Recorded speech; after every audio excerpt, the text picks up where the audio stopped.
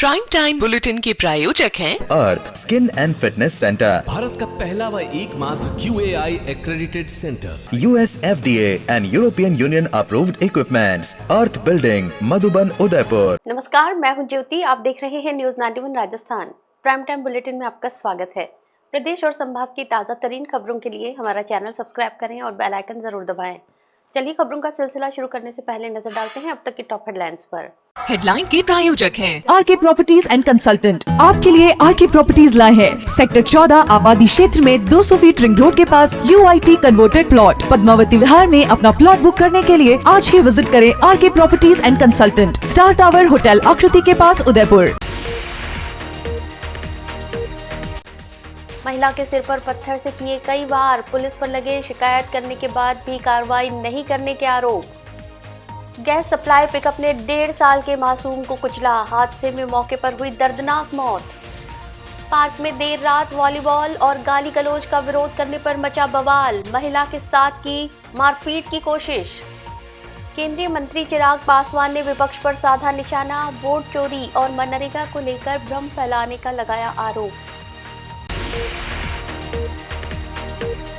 उदयपुर के सुखेर थाना क्षेत्र में दबंगों के हौसले बुलंद हैं। इलाके में रहने वाली एक महिला पर पड़ोस में रहने वाले पिता पुत्रों ने जानलेवा हमला कर दिया।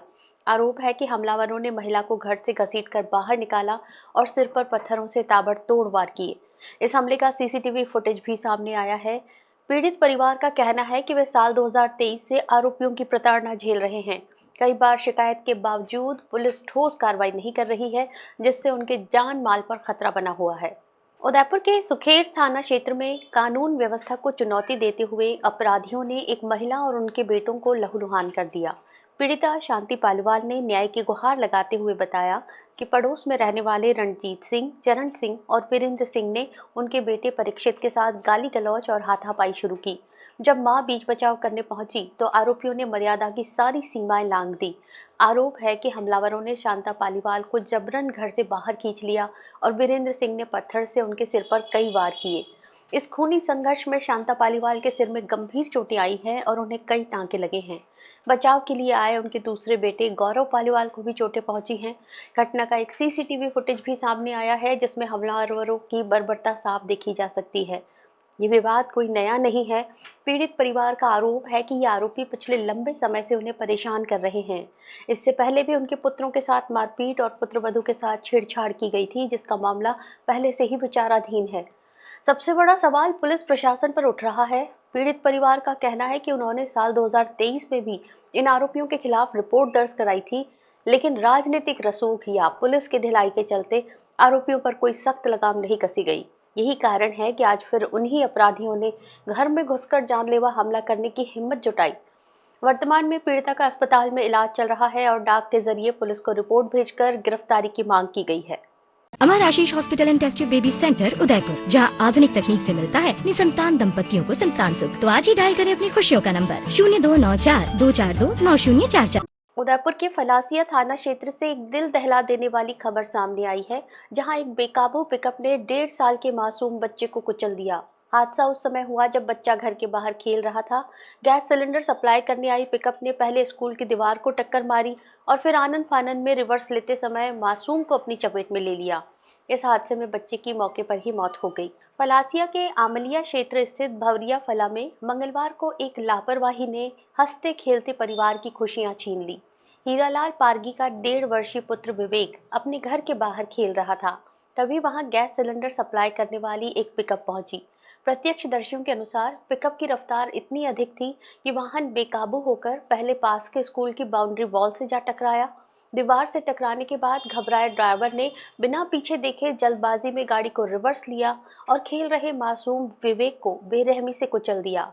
टक्कर इतनी जबरदस्त थी कि 1.5 साल के मासूम ने मौके पर ही तड़पते हुए दम तोड़ दिया। चीख पुकार सुनकर जब तक ग्रामीण और परिजन मौके पर पहुंचते, आरोपी ड्राइवर पिकअप को वहीं छोड़कर मौके से फरार हो गया। परिजनों ने आनन फानन में बच्चे को फलासिया अस्पताल पहुंचाया, लेकिन डॉक्टरों ने उसे मृत घोषित कर दिया। मृतक विवेक अपनी 4 बहनों के बीच इकलौता भाई था, जिसकी मौत की खबर सुनते ही घर में कोहराम मच गया और घटना के बाद से ही मां का रो रो कर बुरा हाल है। घटना की सूचना मिलते ही पलासिया थानाधिकारी सीताराम पुलिस जाब्ते के साथ मौके पर पहुंचे। पुलिस ने गैस सिलेंडरों से भरी पिकअप को जब्त कर लिया है और शव को झाड़ोल अस्पताल की मोर्चरी में रखवाया गया है। इधर हादसे से आक्रोशित ग्रामीण बड़ी संख्या में एकत्रित होकर थाने पहुंचे और गैस एजेंसी के खिलाफ सख्त कानूनी कार्रवाई की मांग की। ग्रामीणों ने मृतक के गरीब किसान परिवार को उचित मुआवजा दिलाने और फरार ड्राइवर की जल्द गिरफ्तारी के लिए पुलिस पर दबाव बनाया है। वहीं दूसरी ओर पुलिस ने मामला दर्ज कर आरोपी चालक की तलाश के लिए टीमें रवाना कर दी हैं।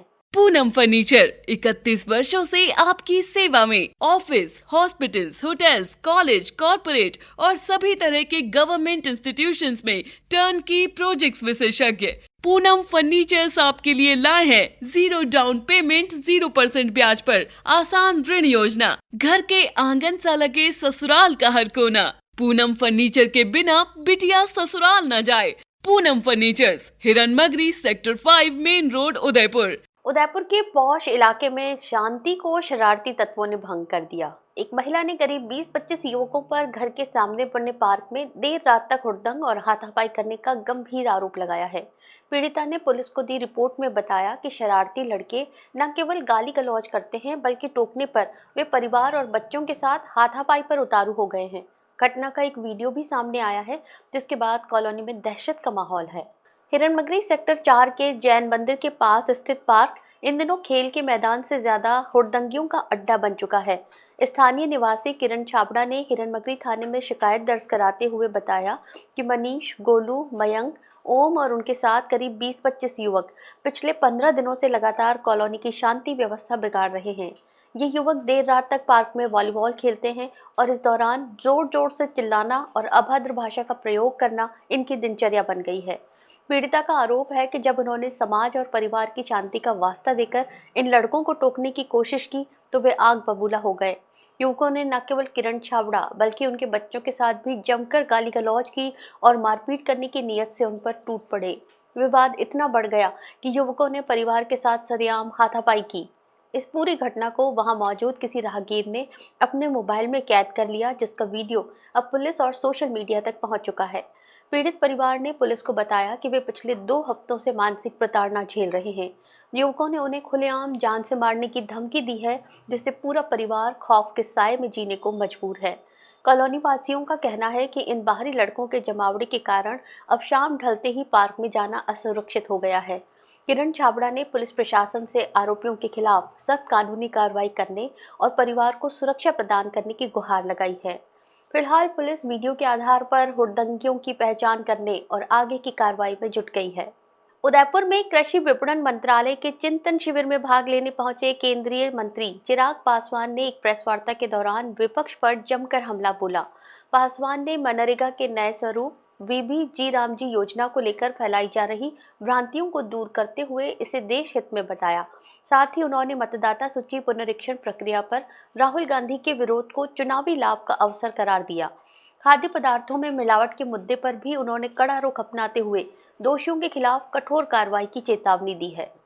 केंद्रीय मंत्री चिराग पासवान ने उदयपुर में मीडिया से रूबरू होते हुए सबसे पहले मनरेगा और वीबीजी रामजी योजना के नाम पर चल रहे विवाद को स्पष्ट किया।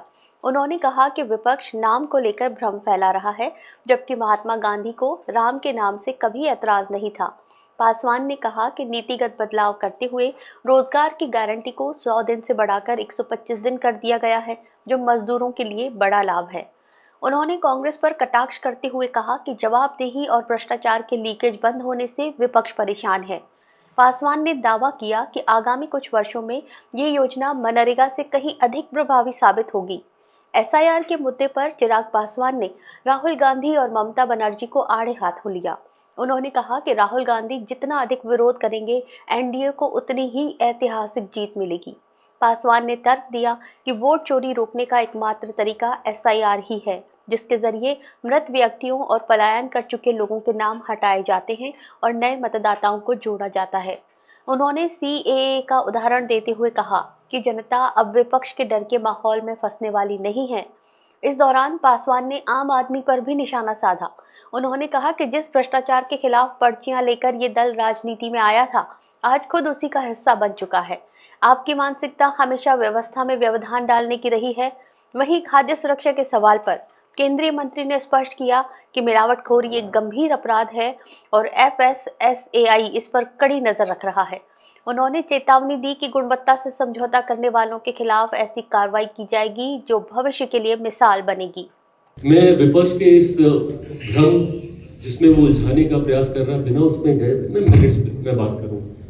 जहां हम लोगों ने 25% हम लोगों ने इसमें वृद्धि कर जहां 100 डेज की गारंटी होती थी रोजगार की, 125 दिनों हम लोग इसको लेकर गए हैं। मैं मानता हूं कि एक बहुत बड़ा लाभ है जो देश की एक बड़ी आबादी जो मजदूरी से जुड़ी हुई है उनको मिलेगा। ऐसे में राज्यों की जिम्मेदारी, इसको लेकर भी विपक्ष कई बार भ्रम फैलाता है कि आपने राज्यों के ऊपर बोझ डाल दिया, राज्यों का हिस्सा in terms of financial contribution वो बढ़ाया गया है, तो आपने राज्यों के ऊपर। पहली बात तो मुझे पता नहीं कि विपक्ष को क्यों राज्यों की इतनी चिंता है। कितनी राज्यों में उनकी सरकार है भैया कि उनको चिंता करनी होगी। अधिकांश राज्यों में तो डबल इंजन की सरकार है, तो ये चिंता तो हमारे लिए ज़्यादा बनती है ना कि हम लोग इसको कैसे निभाएंगे। बट मैं मानता हूँ कि जब राज्यों की जवाबदेही बढ़ती है तो जिम्मेदारियां भी बढ़ती हैं। एक तरफ पूरा देश स्वच्छ भारत मिशन के तहत स्वच्छता का संकल्प ले रहा है, वहीं झीलों की नगरी उदयपुर का हाथीपोल थाना इस अभियान की सरेआम खिल्ली उड़ा रहा है। विडंबना देखिए कि जिस परिसर में पुलिस के आला अधिकारियों के कार्यालय हैं और जहां थाना अधिकारी स्वयं बैठते हैं, वहां गंदगी का बोलबाला है। थाना परिसर के भीतर स्थित मंदिर के ठीक सामने कचरे के ढेर लगे हैं, जो न केवल धार्मिक आस्था को ठेस पहुंचा रहे हैं, बल्कि प्रशासनिक लापरवाही की कहानी भी खुद बयां कर रहे हैं। उदयपुर का हाथीपोल थाना इन दिनों अपनी कार्य प्रणाली से ज्यादा परिसर में फैली गंदगी को लेकर चर्चा में है। थाने के भीतर से सामने आई ये तस्वीरें बेहद अफसोसजनक हैं और स्वच्छ भारत मिशन के दावों पर बड़ा सवालिया निशान खड़ा करती हैं। हैरान करने वाली बात यह है कि इसी थाना परिसर में पुलिस के कई वरिष्ठ अधिकारियों के दफ्तर हैं, जिनका यहां से रोजाना आना जाना लगा रहता है। इसके बावजूद परिसर के बीचों बीच प्लास्टिक की थैलियों में भरा कचरा और गंदगी का अंबार लगा हुआ है। सबसे ज्यादा शर्मनाक स्थिति थाने के भीतर बने मंदिर के पास देखने को मिल रही है, जहां लोग श्रद्धा के साथ माथा टेकने आते हैं। उसी मंदिर के ठीक सामने कचरा बिखरा पड़ा है। तस्वीरों में साफ देखा जा सकता है कि किस तरह प्लास्टिक के कचरे और गंदगी को व्यवस्थित तरीके से निस्तारित करने के बजाय खुले में छोड़ दिया गया है। ये नज़ारा उस विभाग का है जिस पर कानून व्यवस्था के साथ साथ नागरिक अनुशासन बनाए रखने की जिम्मेदारी होती है। क्षेत्रीय लोगों और परिवादियों का कहना है कि जब रक्षक का अपना घर ही साफ नहीं है, तो वे दूसरों को स्वच्छता का पाठ कैसे पढ़ा सकते हैं। आला अधिकारियों की मौजूदगी के बावजूद इस तरह की अनदेखी प्रशासनिक सुस्ती को दर्शाती है। कचरे से उठती बदबू और प्लास्टिक की थैलियों के ढेर ने थाना परिसर की गरिमा को धूमिल कर दिया है। सवाल ये उठता है कि क्या स्वच्छता की जिम्मेदारी सिर्फ आम जनता की है, या फिर हाथीपोल थाना पुलिस इस कचरे को हटाकर स्वच्छता की मिसाल पेश करेगी। फिलहाल ये बिखरा हुआ कचरा स्वच्छ भारत अभियान की धज्जियां उड़ाने के लिए काफ़ी है और स्थानीय प्रशासन की कार्यशैली पर सवालिया निशान लगा रहा है। उदयपुर के मावली थाना क्षेत्र से एक बेहद दुखद खबर सामने आई है, जहां 5 दिन से लापता 2.5 वर्षीय बच्ची का शव एक कुएं में तैरता मिला। सूचना मिलते ही मौके पर पुलिस पहुंची और रेस्क्यू के लिए राजस्थान नागरिक सुरक्षा विभाग की टीम को बुलाया गया। कड़ी मशक्कत के बाद शव को बाहर निकालकर मावली थाना पुलिस को सौंप दिया गया। घटना के बाद से पूरे इलाके में शोक का माहौल बना हुआ है। मावली थाना क्षेत्र के राजेला बंजारा बस्ती निवासी 2.5 वर्षीय इशिका बंजारा पिछले 5 दिनों से लापता थी। परिजनों द्वारा लगातार तलाश की जा रही बच्ची का शव मंगलवार को गांव के पास स्थित एक कुएं में तैरता हुआ दिखाई दिया। ग्रामीणों ने जब कुएं में शव देखा तो तुरंत पुलिस को सूचना दी। मौके पर पहुंची मावली थाना पुलिस ने स्थिति का जायजा लिया। कुएं की गहराई अधिक होने के कारण स्थानीय स्तर पर शव निकालना संभव नहीं था, जिसके चलते शाम करीब 5 बजे उदयपुर से राजस्थान नागरिक सुरक्षा विभाग की टीम को बुलाया गया। टीम ने मौके पर पहुंचकर सुरक्षा उपकरणों के साथ रेस्क्यू ऑपरेशन शुरू किया। करीब आधे घंटे की कड़ी मशक्कत के बाद गोताखोरों ने बच्ची के शव को बाहर निकाला। रेस्क्यू टीम में वाहन चालक प्रकाश राठौड़, गोताखोर विजय नकवाल, भवानी शंकर, विपुल चौधरी, कैलाश मनारिया और नरेश चौधरी सहित अन्य सदस्य मौजूद रहे। शव को आवश्यक कार्रवाई के बाद मावली थाना पुलिस के सुपुर्द किया गया। पुलिस ने पोस्टमार्टम की प्रक्रिया शुरू कर दी है ताकि मौत के कारणों की पुष्टि की जा सके। घटना की जानकारी मिलते ही गांव में शोक की लहर दौड़ गई। परिजन का रो रो कर बुरा हाल है। पुलिस पूरे मामले की जांच कर रही है और ये पता लगाने का प्रयास किया जा रहा है कि बच्ची कुएं तक कैसे पहुंची और ये हादसा कैसे हुआ।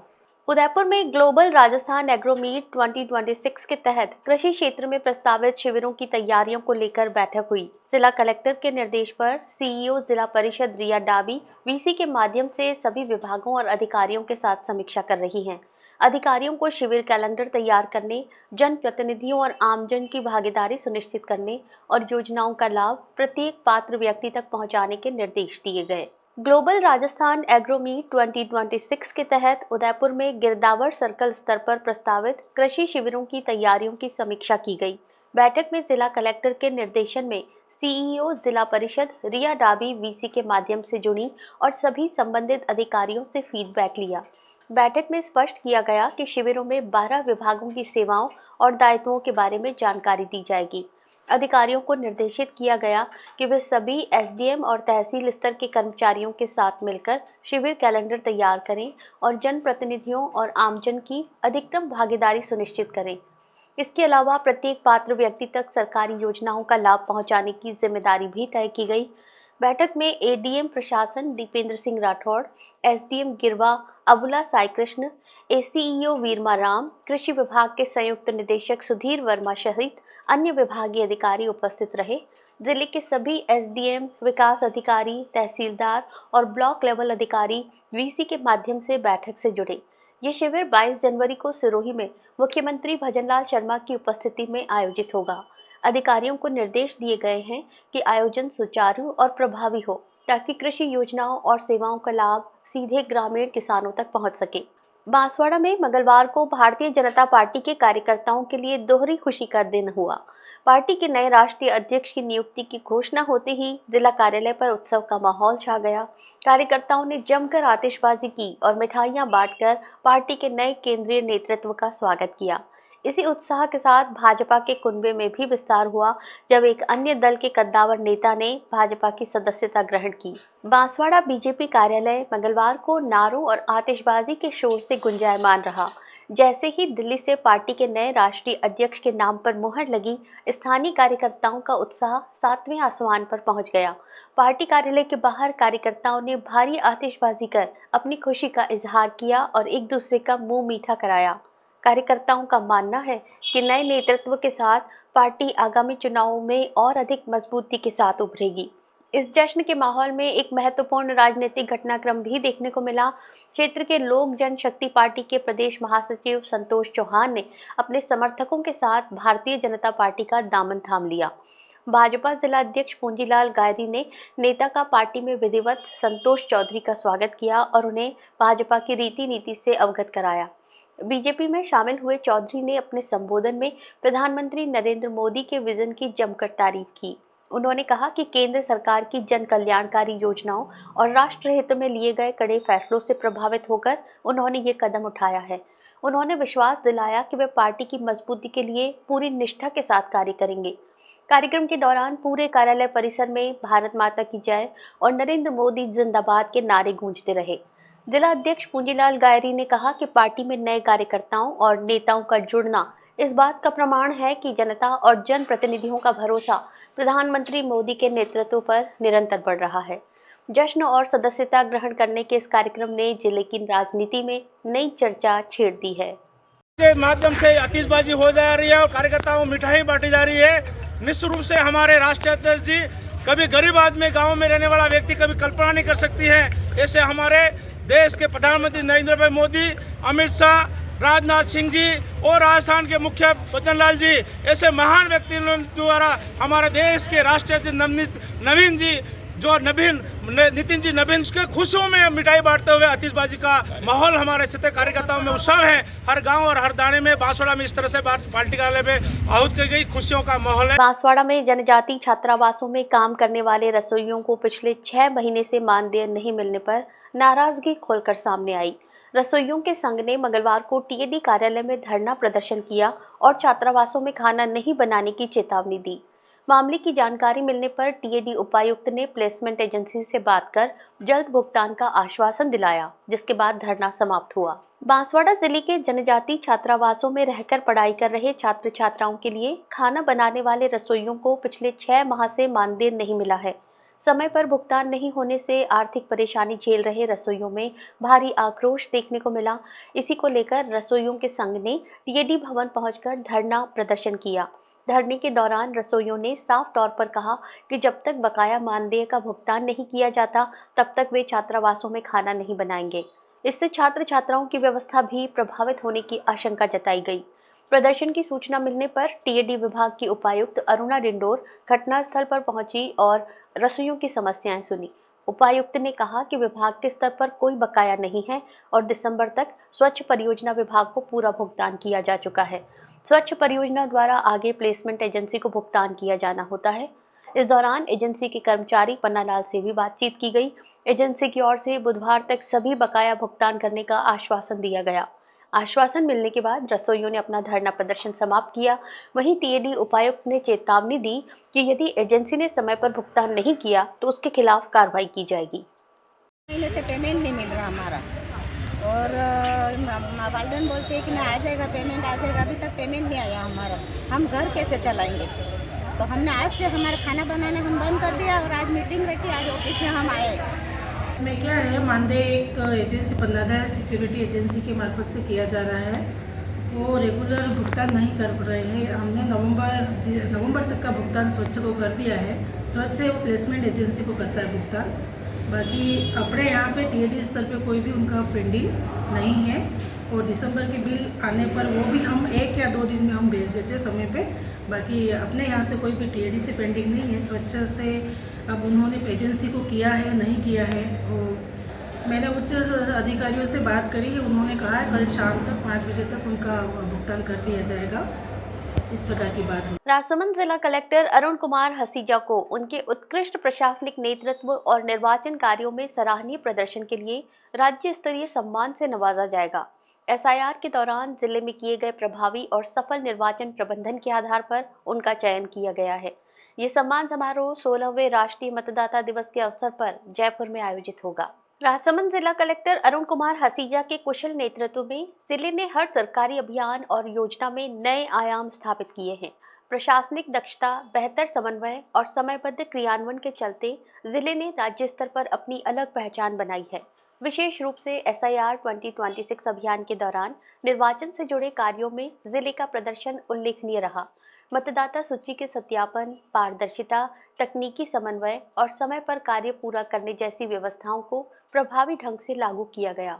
इन सभी उपलब्धियों के आधार पर जिला कलेक्टर अरुण कुमार हसीजा का चयन राज्य स्तरीय सम्मान के लिए किया गया है।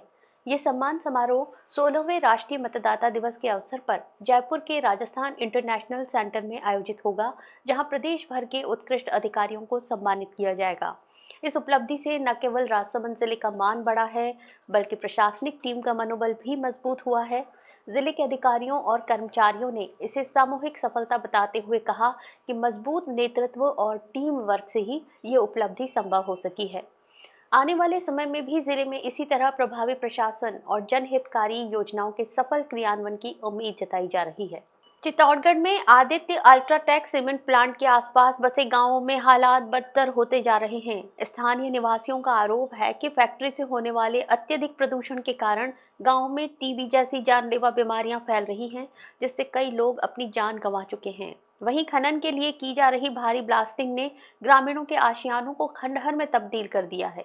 दशकों पहले कोड़ियों के दाम जमीन देने वाले ग्रामीण आज न केवल रोजगार के लिए तरस रहे हैं, बल्कि अपनी ही जमीन पर अतिक्रमण और प्रशासनिक अनदेखी का शिकार हो रहे हैं। चित्तौड़गढ़ के रेल का अमराना गांव की ये तस्वीरें विकास के दावों के पीछे छिपे विनाश की कहानी बयां कर रही है। स्थानीय निवासी कमलेश और अन्य ग्रामीणों का कहना है कि वे अब आदित्य फैक्ट्री की मनमानियों से थक चुके हैं। गांव में प्रदूषण का स्तर इतना बढ़ चुका है कि लोग सांस की गंभीर बीमारियों और टीबी जैसी गंभीर बीमारियों की चपेट में हैं। ग्रामीणों की माने तो इस प्रदूषण ने अब तक कई लोगों की जान ले ली है, लेकिन फैक्ट्री प्रबंधन की सेहत पर कोई असर नहीं पड़ा। पीड़ित ग्रामीणों ने बताया कि करीब 30-35 साल पहले उनके बुजुर्गों से नाम मात्र की कीमत पर जमीनें ली गईं। आरोप है कि जितनी जमीन का अधिग्रहण हुआ उससे कहीं ज्यादा पर फैक्ट्री ने अवैध कब्जा कर लिया और विरोध करने पर जबरन बुलडोजर चलाकर किसानों को बेदखल कर दिया गया। उस समय वादा किया गया था कि स्थानीय युवाओं को रोजगार मिलेगा और गांव को सुविधाएं दी जाएंगी, लेकिन आज स्थिति इसके उलट है। शिक्षित युवा बेरोजगार घूम रहे हैं। सुविधाओं के नाम पर केवल धुआं और धूल नसीब हो रही है। ब्लास्टिंग की वजह से मकानों में आई दरारें किसी भी पल बड़े हादसे को न्योता दे रही हैं। ग्रामीणों का कहना है कि जब भी वे अपनी आवाज उठाते हैं, उन्हें वार्ता के लिए बुलाया तो जाता है, लेकिन फिर 6-6 महीने तक कोई सुनवाई नहीं होती। अब ग्रामीणों ने 2 टूक मांग रखी है कि उन्हें या तो उचित मुआवजा देकर अन्यत्र विस्थापित किया जाए या फिर गांव में स्वास्थ्य और रोजगार की पक्की गारंटी दी जाए। कड़वा सच ये है कि जहां भारी मुनाफे के साथ सीमेंट तैयार हो रहा है, वहां के स्थानीय निवासी आज कुपोषण और बीमारी की मार झेलने को मजबूर हैं। प्रदूषण से भी हद से ज़्यादा लोग गंभीर है। पानी से भी दिक्कत है, टीबी वगैरह की बीमारी वगैरह हो चुकी है और कई लोग इससे शार्ट भी हो चुके हैं, मर चुके हैं जी। और इसके अलावा रोजगार से भी परेशान है सब जितने भी युवा हैं जी जी। और इसके अलावा ज़मीन भी नहीं है और खनिज विभाग है जो भी है हद से ज़्यादा आगे बढ़ता आ रहा है। काफ़ी टाइम से हम कोशिश कर रहे हैं लेकिन उसका कोई सोल्यूशन सुनवाई नहीं हुई है अभी तक। उदयपुर शहर में चल रही स्पेशल इंटेंसिव रिवीजन प्रक्रिया को लेकर विवाद गहराता जा रहा है। बड़ी संख्या में मुस्लिम मतदाताओं के नाम मतदाता सूची से हटाए जाने की आशंका को लेकर अंजुमन तालिमुल इस्लाम ने मंगलवार को जिला प्रशासन को ज्ञापन सौंपा। संगठन ने प्रक्रिया को लोकतांत्रिक मूल्यों के खिलाफ बताते हुए निष्पक्ष जांच, नाम कटने पर रोक और जिम्मेदार अधिकारियों के खिलाफ कार्रवाई की मांग की है। उदयपुर शहर में वर्तमान में चल रही SIR प्रक्रिया के दौरान मुस्लिम मतदाताओं के नाम मतदाता सूची से काटे जाने की शिकायतों और आशंकाओं को लेकर मंगलवार को जिला कलेक्टर को ज्ञापन सौंपा गया। अंजुमन तालिमुल इस्लाम के प्रतिनिधि मंडल ने प्रशासन के समक्ष कहा कि शहर के कई क्षेत्रों में अल्पसंख्यक समुदाय, विशेषकर मुस्लिम नागरिकों के वैध मताधिकार को प्रभावित किया जा रहा है। अनेक मतदाताओं के पास सभी आवश्यक दस्तावेज होने के बावजूद उनके नाम हटाए जा रहे हैं या आपत्तियां दर्ज की जा रही हैं, जिससे भय और असंतोष का माहौल बन गया है। संगठन का कहना है कि भारत का संविधान प्रत्येक नागरिक को बिना भेदभाव के मताधिकार का अधिकार देता है और इस प्रक्रिया का उद्देश्य सूची को शुद्ध करना होना चाहिए, न किसी विशेष समुदाय को वंचित करना। समाज के लोगों ने आरोप लगाया कि पहले अंग्रेजों की नीति फूट डालो और राज करो थी, जबकि अब वोट काटो और राज करो की मानसिकता दिखाई दे रही है। उनका दावा है कि करीब 13 से 15 हजार अल्पसंख्यक, खासकर मुस्लिम मतदाताओं के नाम काटने का लक्ष्य तय किया गया है। उन्होंने बताया कि हाल ही में एक पूर्व RAS अधिकारी और उनके पूरे परिवार का नाम भी सूची से काट दिया गया, जो गंभीर और गैर संवैधानिक है। संगठन ने आरोप लगाया कि ये सब स्थानीय जनप्रतिनिधियों, राजनीतिक पदाधिकारियों और कुछ BLO की मिलीभगत से हो रहा है। कलेक्टर की अनुपस्थिति में ज्ञापन SDM और ADM को सौंपा गया। ज्ञापन में निष्पक्ष जांच, नाम काटने पर तत्काल रोक, प्रभावित मतदाताओं को सुनवाई का अवसर देने और दोषियों के खिलाफ सख्त कानूनी कार्रवाई की मांग की गई है। क्योंकि किसी एक जिंदा आदमी को अगर आप मृत घोषित कर दो या वोटर होते हुए भारत का अगर उसको नहीं करते हो तो वो आपराधिक श्रेणी में गिना जाना चाहिए। तो अंजुमन तालिमुल इस्लाम की पूरी कैबिनेट ने और जनरल हाउस के मेंबर्स ने आज यहाँ पर आकर माननीय SDM साहब को, ADM साहब को ज्ञापन दिया है। ये ज्ञापन हमें कलेक्टर साहब के मार्फत देना था, लेकिन वो मौजूद नहीं थे। तो हमारी यही गुजारिश थी कि जो लोग इस तरह के आपराधिक गतिविधियों में विलुप्त हैं, उनके खिलाफ सख्त कानूनी कार्रवाई की जाए। और ये जो काले कारनामे इनके द्वारा किए जा रहे हैं BJP के थ्रू, उनके जो पदाधिकारी हैं उनके साथ जो BLOs जो मिले हुए हैं उनके थ्रू भी जो एक नाम काटने का जो मुहिम चलाई जा रही है उसको बंद किया जाए और सरकार को सख्त कड़े फैसले लेकर इनके खिलाफ कार्रवाई की जाए। चित्तौड़गढ़ जिले में अवैध मादक पदार्थों की तस्करी के खिलाफ पुलिस ने बड़ी सफलता हासिल की है। पुलिस ने नाकाबंदी के दौरान एक बोलेरो पिकअप से 2 क्विंटल से ज्यादा अवैध डोडा चूरा जब्त किया है। कार्रवाई में 2 आरोपियों को गिरफ्तार किया गया है। पुलिस ने पिकअप को भी जब्त कर NDPS एक्ट के तहत प्रकरण दर्ज कर आगे की जांच शुरू कर दी है। चित्तौड़गढ़ जिले के शंभूपुरा थाना क्षेत्र में अवैध मादक पदार्थों की तस्करी के विरुद्ध पुलिस ने बड़ी कार्रवाई को अंजाम दिया है।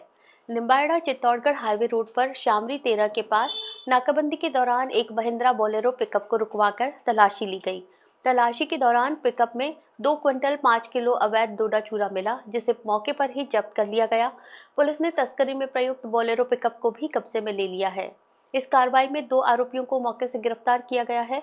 पकड़े गए आरोपियों की पहचान 29 वर्षीय शैतान लाल गुर्जर और 40 वर्षीय पुरलाल भील के रूप में हुई है, जो भीलवाड़ा जिले के निवासी बताए गए। शंभूपुरा पुलिस ने दोनों आरोपियों के खिलाफ NDPS एक्ट के तहत मामला दर्ज कर लिया है और तस्करी से जुड़े नेटवर्क की कड़ियों को जोड़ने के लिए आगे का अनुसंधान शुरू कर दिया गया है। पुलिस ये भी जांच कर रही है कि इतनी बड़ी मात्रा में डोडा चूरा कहां से लाया गया था और इसे किस स्थान पर सप्लाई किया जाना था। नाकाबंदी के दौरान की गई इस कार्रवाई से क्षेत्र में मादक पदार्थों की तस्करी करने वालों में हड़कंप मच गया है। फिलहाल पुलिस आरोपियों से पूछताछ में जुटी हुई है। चलते चलते फिर नजर डालते हैं अब तक की टॉप हेडलाइंस पर।